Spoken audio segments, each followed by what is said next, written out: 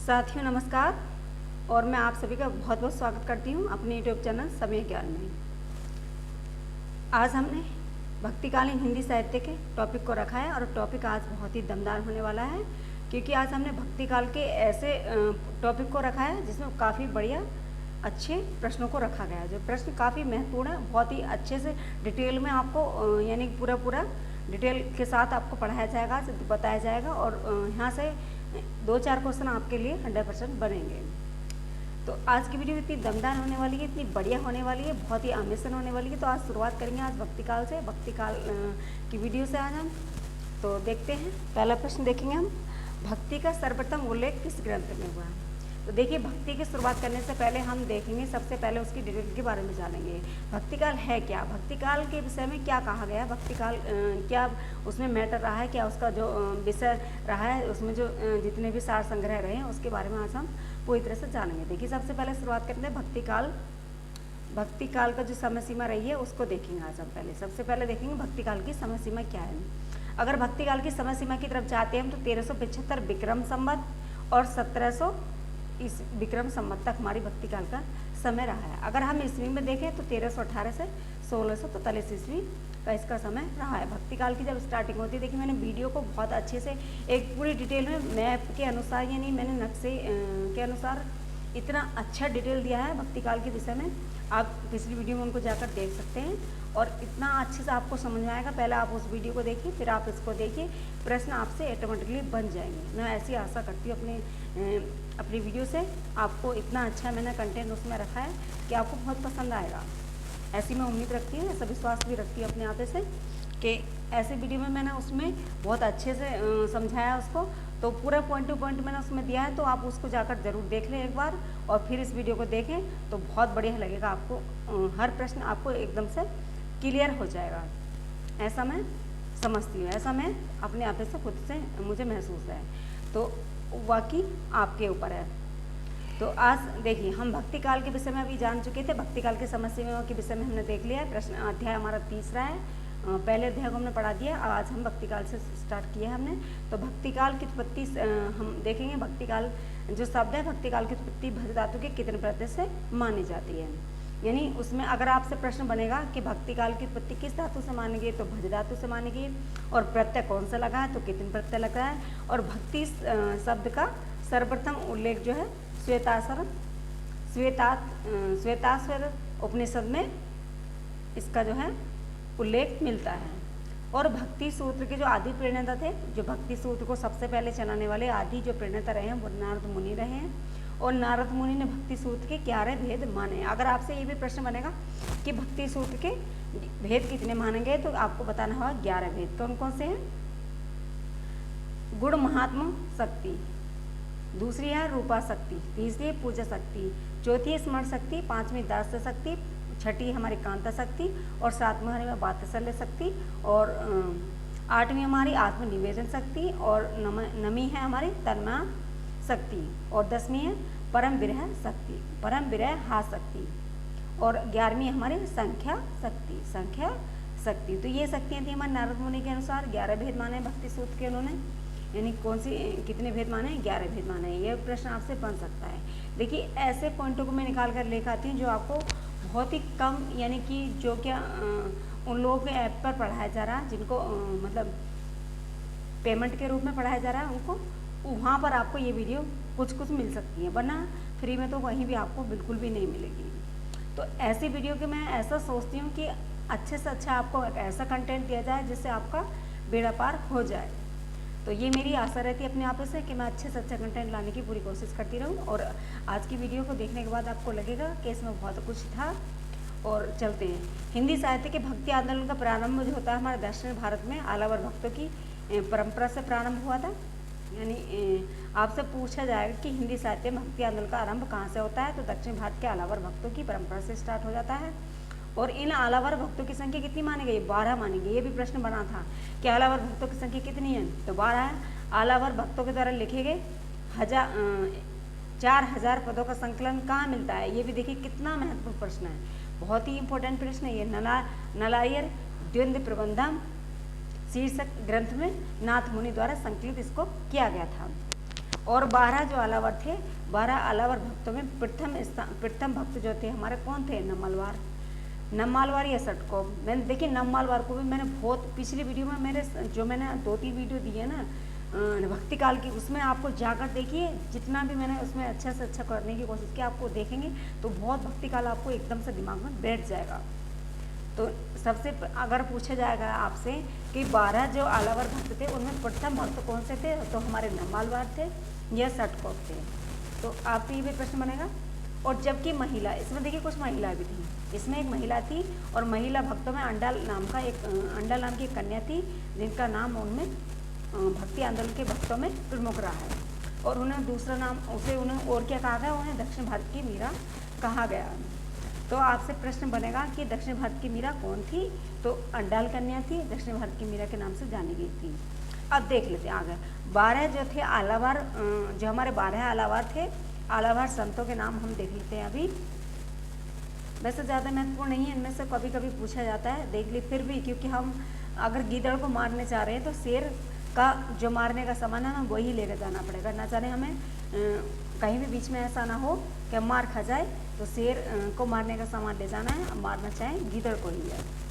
तो ऐसा प्रश्न को लेकर चलना है हमें जो अच्छे से अच्छे हैं और जो आपको बहुत ही हेल्पफुल हो सके। तो देखिए आलावार भक्तों की संख्या कितनी थी? 12। पहले कौन थे? सरायोगी, दूसरे हमारे भूत योगी, तीसरे हमारे महद योगी या भ्रांत योगी, यानी महद योगी या फिर भ्रांत योगी। चौथे थे हमारे भक्तिसार, छठे थे सटकोप, 5वें थे सटकोप, छठे थे हमारे मधुर कवि, और 7वें हमारे कुलशेखर, और 8 में हमारे विष्णुचरित्र, और 9वें हमारे गोदा भक्तिन, जो तमिलनाम की अंडाल कन्या थी। उनका नाम अगर आपसे पूछा जाए कि अंडाल कन्या का नाम क्या है, तो गोदा भक्तिन।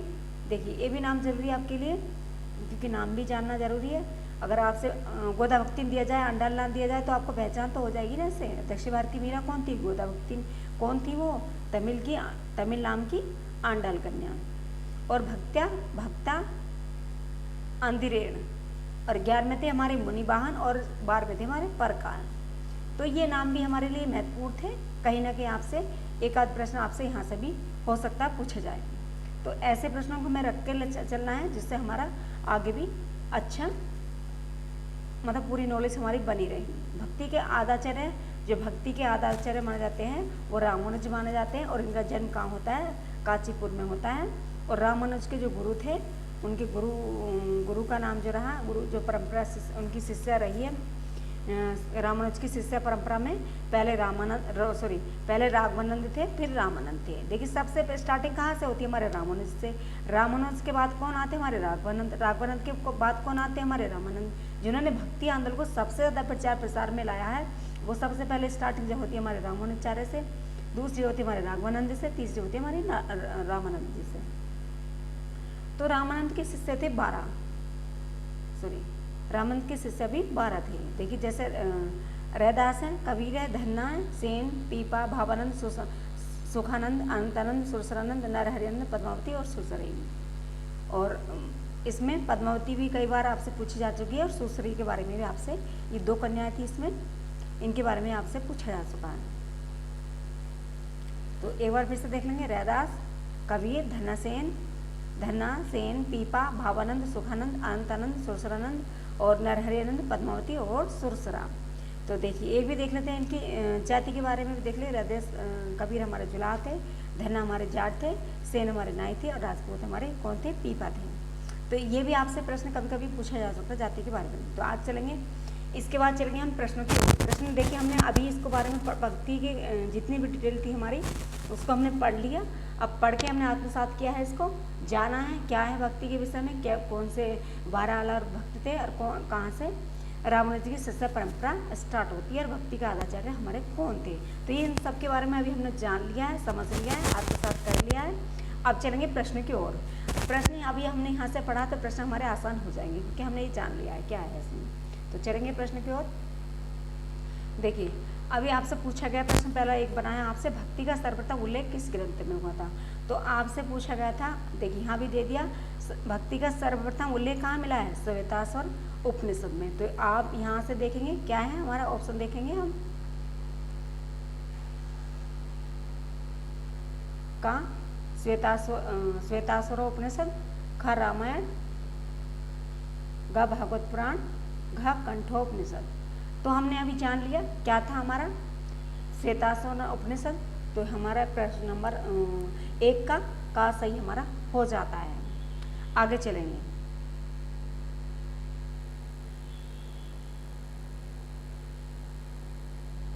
निर्गुण भक्ति का आदि स्रोत ग्रंथ इनमें से कौन सा है? जो निर्गुण भक्ति स्टार्ट होती है हमारी, उसका आदि स्रोत है, उसका ग्रंथ है, उसमें हमारा देखना है कौन सा है। तो देख लेते हैं प्रश्न नंबर हमारा देखेंगे हम। का श्रीमद् भागवत, खा श्वेताश्वर उपनिषद, ग ब्रह्मसूत्र, घ रामायण। तो इसके बारे में भी हम देख लेते हैं भक्ति का निर्गुण भक्ति का आदि स्रोत ग्रंथ इनमें से कौन सा है। तो देखेंगे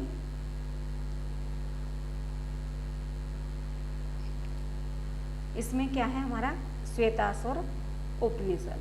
प्रश्न नंबर हमारा खा ठीक हो जाता है। हमारा प्रश्न नंबर हमारा खा ठीक हो जाता है। आगे चलेंगे। भक्ति आंदोलन को ईसाई धर्म के प्रभाव स्वरूप विकसित माना है। यानी भक्ति जो आंदोलन है उसको ईसाई धर्म के प्रभाव स्वरूप विकसित माना है। तो देखेंगे ऑप्शन क्या है हमारा। ऑप्शन देख लेते हैं। का ग्रेशन, खा आचार्य रामदास शुक्ल, गा हजारी प्रसाद द्विवेदी, घा आबिद हुसैन। तो भक्ति आंदोलन को ईसाई धर्म के प्रभाव स्वरूप विकसित किसको माना गया है? तो हमें जानना था। ये हमारा प्रश्न नंबर 3 का ऑप्शन सही हो जाता है। ग्रेसन जी को माना गया। ग्रेसन जी ने ही भक्ति आंदोलन को ईसाई धर्म के प्रभाव स्वरूप विकसित उन्होंने माना है। आगे देखेंगे, अगला प्रश्न देखेंगे हम। प्रश्न नंबर हमारा 4 है। शिव किस भाषा का शब्द है? शिव, देखिए कैसा प्रश्न आपके लिए इतना महत्वपूर्ण प्रश्न है। शिव किस भाषा का शब्द है? तो ये भी आपसे प्रश्न बन सकता है। बहुत ही महत्वपूर्ण प्रश्न है। आपसे 2 टिक कीजिए, इस पर डबल टिक कीजिए क्योंकि ये प्रश्न भी बहुत अच्छा है। तो शिव किस भाषा का शब्द है? तो ये जानेंगे हम। ऑप्शन देख लेते हैं। का कन्नड़, खा तमिल, घा मलयालम, घा मराठी। तो हमारा कैसा है ये हमारा ऑप्शन खा सही हो जाता है। तमिल हमारा सही हो जाता है। इसमें शिव तमिल भाषा का शब्द है। अगले चलेंगे। भक्ति शब्द का विकास किस धातु से हुआ माना है? देखिए अभी मैंने जो बताया था भक्ति आंदोलन के विषय में सारी जो डिटेल बताई थी उसमें ये वाला प्रश्न आपको देखने को मिला था कि भक्ति शब्द का विकास किस धातु से हुआ है। तो ये आप पहचान गए होंगे। ऑप्शन फिर भी देख लेते हैं। का भक्त, खा भज, गा भुज, इनमें से कोई नहीं। तो क्या था आपको बताइए, आप सोचिए क्या था। तो ये था हमारा भज धातु से। ऑप्शन हमारा खा सही हो जाता है। तो भज धातु से विकास हुआ है किसका? भक्ति का। आगे चलेंगे। अगला प्रश्न हमारा भक्ति भावना का विकास दक्षिण के अलावा वैष्णव भक्तों से मानने वाले आलोचक हमारे कौन रहे? देखिए कैसा महत्वपूर्ण प्रश्न बना ये भी। भक्ति जो भावना थी उसका विकास दक्षिण के अलावा भक्त यानी उनको वैष्णव माना गया। भक्तों से मानने वाले आलोचक हमारे कौन थे ये देखेंगे हम। का ऑप्शन आचार्य नंदलाल वाजपेयी, खा आचार्य हजारी प्रसाद द्विवेदी, गा रामकर वर्मा और घा डॉक्टर रामविलास शर्मा। तो कौन थे हमारे, ये जानना हमें। ये हमारे आचार्य हजारी प्रसाद द्विवेदी। ऑप्शन का हमारा सही हो जाता है। आचार्य हजारी प्रसाद द्विवेदी ऐसे व्यक्ति थे जिन्होंने भक्ति भावना का विकास दक्षिण भारत के आलावा भक्तों से माना है। उन्होंने उसकी क्या किया, आलोचना की है। हजारी प्रसाद द्विवेदी के बारे में मैं और कुछ महत्वपूर्ण बातें आपसे बता देती हूँ, शेयर कर लेती हूँ। आचार्य जो हजारी प्रसाद द्विवेदी थे वो हिंदी साहित्य में भक्ति आंदोलन का प्रारंभ दक्षिण भारत के अलावा भक्तों की परंपरा से हुआ मानते हैं। यानी उन्होंने जो माना है वो आलावर भक्तों की परंपरा से ही माना है। और इन आलावर भक्तों की संख्या कितनी थी? 12। अभी मैंने पिछली वीडियो में बताया, अभी पिछली डिटेल में बताया था आपको 12 मानी गई। आलावर भक्तों के द्वारा लिखे गए 4000 पदों का संकलन कहाँ मिला था? अभी मैंने ये भी बताया था। नलालिया दिव्य प्रबंधन शीर्षक के नाथ होने के द्वारा संकलित इनको किया गया था। तो ये भी मैंने अभी सारा बताया था। और फिर से भी आपको अच्छा लगेगा, दोबारा सुनेंगे तो अच्छा सा रिवाइजन आपका हो जाएगा। आचार्य शुक्ल, अगला प्रश्न देखेंगे। प्रश्न नंबर हमारा 7वां। आचार्य शुक्ल ने भक्ति काल का समय निश्चित क्या है? देखिए शुक्ल ने जो समय रहा है भक्ति काल का उसे निश्चित क्या है? तो ऐसा समय हमारा देखना कौन सा समय है हमारा। तो ऑप्शन देखेंगे हम। का 1375 से संमत 1375 से संमत 1700 ईस्वी तक। खा संमत 1300 से संमत 1700 तक।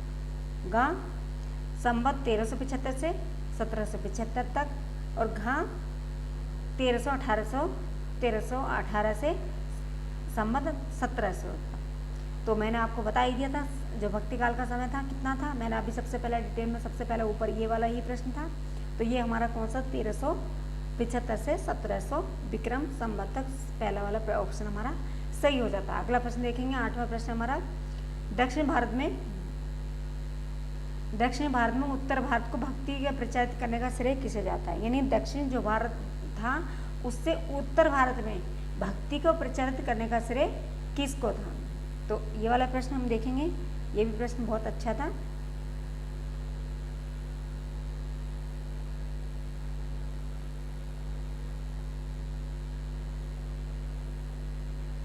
तो जो उत्तर भारत में प्रचारित किया था करने का जो श्रेय था वो किसका था। ऑप्शन देख लेते हैं हम, क्या है। का कबीर, खा रामानंद और गा रामानुजाचार्य और घा वल्लभाचार्य। तो ये कौन थे हमारे, ऐसे कौन से कवि रहे हमारे जिन्होंने क्या किया, उत्तर भारत में भक्ति का प्रचारित करने का श्रेय उनको जाता है। तो ये हमारे रामानुजाचार्य थे। इस सबसे पहले उन्होंने क्या किया था, रामानंद जी ने जो दक्षिण भारत में जो प्रचार प्रसार चल रहा था उसको खींचकर उसको उत्तर भारत में लेकर आए थे और उत्तर भारत में उसका प्रचार प्रसार इतना किया था उन्होंने कि भक्ति को पूरे रंग में रमा दिया था उन्होंने। ऐसा प्रचार प्रसार किया था उन्होंने, बहुत ही ज़्यादा उन्होंने मेहनत की थी। पूरे उसमें संसार में उन्होंने घूम घूम कर भक्ति को इतना बढ़ावा दिया था। बहुत ही जो जनता हताश थी, निराश थी, उन्हें बहुत वहाँ से उनको सुकून मिला था। अगला प्रश्न देखेंगे, अगला प्रश्न हमारा 9वां प्रश्न हमारा, सामान्यतः भक्तिकाल की कालावधि मानी गई है। जो सामान्यतः भक्तिकाल की अवधि क्या रही है। तो अभी तो हमने रामचंद्र शुक्ल के अनुसार देखी थी, आप देखना हमें भक्तिकाल की कालावधि। तो ये देखेंगे हम 1300 ऑप्शन देखेंगे पहले क्या क्या है। ऑप्शन है हमारे का 1343 से 1643 ईस्वी तक। खा ऑप्शन देखेंगे हम 1300 से 1600 ईस्वी तक। गा ऑप्शन 1350 से 1650 तक। घा ऑप्शन 1300 से 1650 तक। तो ये हमारा इसमें सही आंसर हमारा क्या है ये देखेंगे पहले हम। तो जो सामान्यता रही थी वो क्या देखनी है, हमें ये देखनी है। तो 1350 से हमारी 1650 तक हमारी ये रही। तो ऑप्शन कौन से में, गा ऑप्शन हमारा सही हो जाता है, गा ऑप्शन सही हो जाता है हमारा। आगे चलेंगे, प्रश्न नंबर हमारा 10वां है, अपने पौरस से हताश जाति के लिए भगवान की शक्ति और करुणा की ओर ध्यान ले जाने की के अतिरिक्त दूसरा मार्ग ही क्या था। यह कथन ऐसा जो कहने वाले थे कौन, कैसा कह रहे थे, अपने पौरस से हताश जाति के लिए भगवान की शक्ति और करुणा की ओर ध्यान ले जाने के अतिरिक्त दूसरा मार्ग ही क्या था। ऐसा दूसरा कोई मार्ग ही न था। ऐसा कथन किसका है ये हमें जानना है, ये कथन हमें पहचानना है किसका था। तो देख लेते हैं ऑप्शन हमारा का हजारी प्रसाद द्विवेदी, खा रामकर वर्मा, गा परशुराम चतुर्वेदी और घा आचार्य रामचंद्र शुक्ल। तो देखेंगे हमारा कौन थे ये। तो ये हमारे कौन थे, ये हमारे डॉक्टर रामकर वर्मा हमारे ऐसे व्यक्ति थे जिन्होंने ऐसा कथन के विषय में कहा है। अगला प्रश्न देखेंगे हम 11वां प्रश्न हमारा, सगुण भक्ति का मूल भारत का कौन सा भाग माना जाता है। यानी आपसे पूछा गया कि भक्ति के विषय में पूछा गया, ये भी मैं आपको डिटेल में अभी दूंगी, बहुत अच्छे से एक्सप्लेन करूंगी इसको मैं, सगुण भक्ति निर्गुण भक्ति क्या है और उसके बाद क्या क्या चीज़ें आई हैं ये भी मैं आपको बताऊंगी। तो सगुण भक्ति का मूल अभी यही चीज़ देख लेते हैं कि सगुण भक्ति का मूल भारत का कौन सा भाग माना गया है। तो ऑप्शन देखेंगे हम क्या क्या है, का उत्तरी भारत, खा पूर्वी भारत, गा दक्षिणी भारत और घा पश्चिमी भारत। तो क्या था हमारा ये देखना था हमें, सगुण भक्ति का मूल भारत का कौन सा भाग माना गया। तो ये हमारा दक्षिणी भारत है, यानी कि सबसे जब पहले शुरुआत होती है हमारे कहाँ से होती है, दक्षिण भारत से शुरुआत होती है। और दक्षिण भारत से घूम घूम कर किसने किया था, रामानुजाचार्य जी ने पूरा सबको पूरी भारत में घूम कर उन्होंने प्रचार प्रसार किया था। उसे भक्ति काल को इतना फैलावा दिया था उन्होंने, बहुत ही पूरी मेहनत के साथ पूरे भारत में घूम घूम कर ऐसे ऐसे विचार उन्होंने प्रसार किए थे जिससे कि भक्ति को बहुत ही बढ़ावा मिला। और शुरुआत जब होती है हमारा मूल जो भारत है वो दक्षिण भारत है, बाद में उत्तर भारत तक सारे उसमें भारत में हमारा ये फैल जाता है। अगला प्रश्न देखिए, अगला प्रश्न हमारा सगुण भक्ति का आदि स्रोत ग्रंथ कौन सा है, ये हमें जानना। देखिए बहुत ही अच्छा प्रश्न है ये भी हमारा। सगुण भक्ति का आदि स्रोत ग्रंथ कौन सा है, तो देख लेते हैं हम कौन सा है। तो ऑप्शन हमारे का